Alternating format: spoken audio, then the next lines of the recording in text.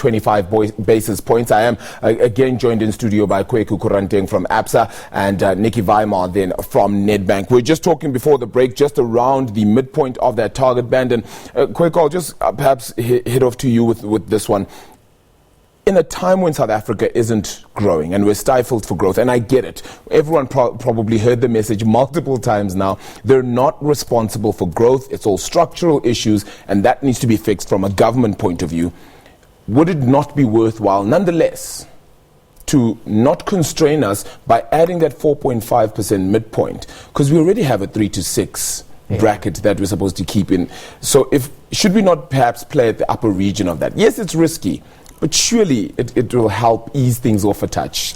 Look, there are good arguments to support your rhetorical question, but my view is that they've been working hard over the last couple of years to ensure that inflation expectations are well anchored and not anchored on the upper side of the inflation target. And as I mentioned, they take quite a prudent approach to managing monetary policy, because their first priority is to ensure price stability, which then hopefully feeds through to an environment where there's long-term potential for growth. But their hands are quite restricted. A lot of the issues facing this economy are quite structural, and there's not a lot of scope to move the needle just using monetary policy instruments. There are other things that need to happen.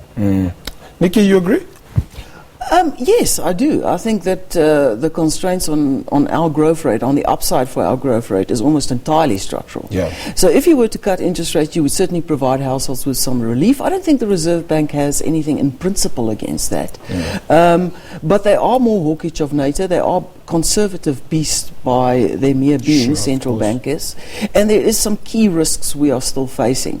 In the first half of this year, we're not going to have a very clear picture of where the economy is truly heading. We had this low base. It was mainly caused by load shedding, which no one could have predicted. And then in the second quarter, we will have a bounce back. You'll have growth of probably over 2%. So you're only going to have a real indication of the momentum underlying our recovery in the second half of the year. And if that's very weak, then maybe they'll reconsider.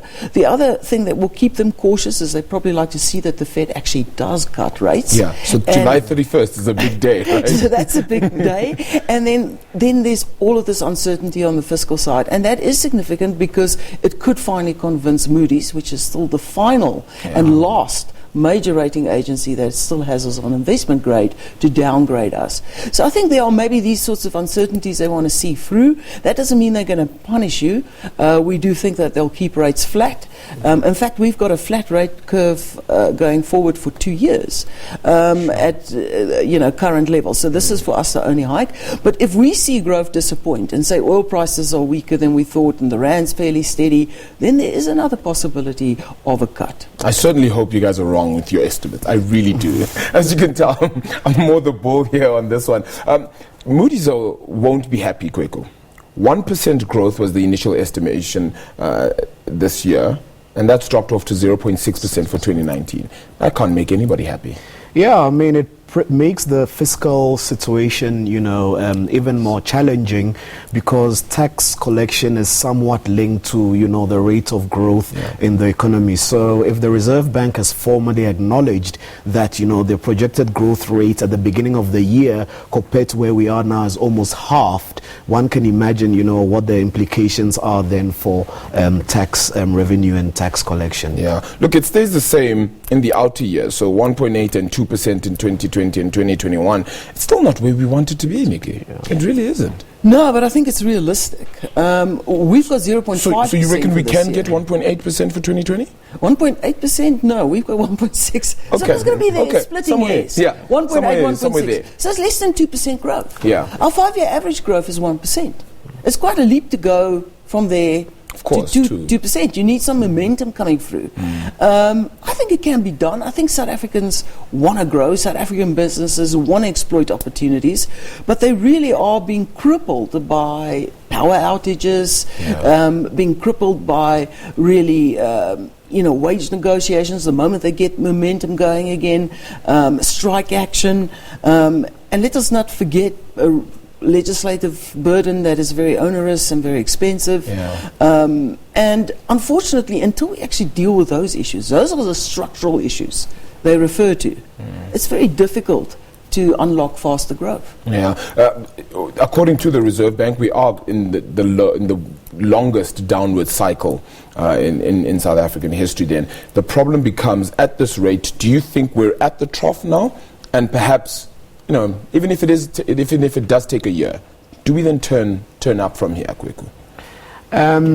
It's actually a balancing, act, because as much as we appear to be, in a trough, for the last couple of years, the projected growth rates at the beginning of the year and then by mid-year, we keep on seeing, a similar pattern. Yeah. So whilst there is a platform for, the momentum to lift up, there are a couple of things that need to happen for business confidence to, Sure. come back, because that's actually one of the key issues hampering, our future growth trajectory. And in addition to that, remember that the world for the last couple of years had been through a growth sweet spot, and now there's some risks, on the horizon. So that also potentially, has an impact on the outlook for South Africa over the next couple of years. Yeah. Even the trade issues, as you mentioned as well. How much impact do those actually play on a South African front? How much should we be worried about that? I think the trade issues are very important because we are a resource-based economy. Yeah. China is our biggest or one of our largest, trading partners. So whatever happens in China has some bearing on, the South African economy. And you've seen that in the last couple of months, there have been some challenges. Their latest growth rate was the lowest that they've experienced for quite a while. I mean, it's still high. 6.2% is, something that I wish we could even have half of that in the country. But you are seeing that the momentum there is slowing a bit. Yeah. Are you worried about that slow growth in particularly China? Yes, I mean, I think it has a significant impact on us. Remember, they are by far the world's largest consumer of the sort of commodities that we produce and export. And exports and import make up a big portion of our economy. So, I mean, exports on its own is almost 30%. So they really do matter in our context. And global trade will hurt them if you see a further escalation. I think if you can get a trade deal between China and the US, it would go a long way to helping the world economy move forward. But, with populist leaders all over the world, you might not see that trade deal coming through. Okay, my very final question then before we close things off. Ceteris paribus, things remain the same. We have inflation in and around that midpoint. Do we see another cut in the next couple of meetings? 1, 2, 3, none? A hike? What do you see? I could tell you many things, like if these conditions held, that would be That's the why outcome. I said ceteris paribus, inflation around the midpoint. Our forecast for the moment is for rates to remain at these levels, flat for the next 2 years. Sure, that hurts. Yeah. Kweku?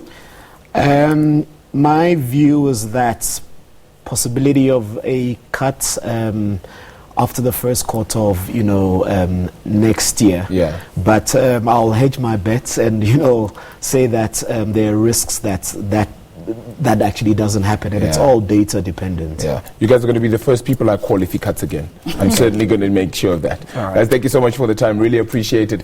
Kweku Kuranteng there from ABSA, and he's ABSA multi-manager investments there and a senior economist at Nedbank. Nikki Weimar then having joined us in studio. It is the breaking news this hour. As you've just heard, then the South African Reserve Bank's Monetary Policy Committee unanimously deciding to cut the interest rates by 25 basis points to 6.5% for that repo rate, 10% for the prime lending rate. That's where we leave it for now. Of course, my colleagues will join you in studio at the top of the hour, giving you the latest news. From me, that's where the buck stops.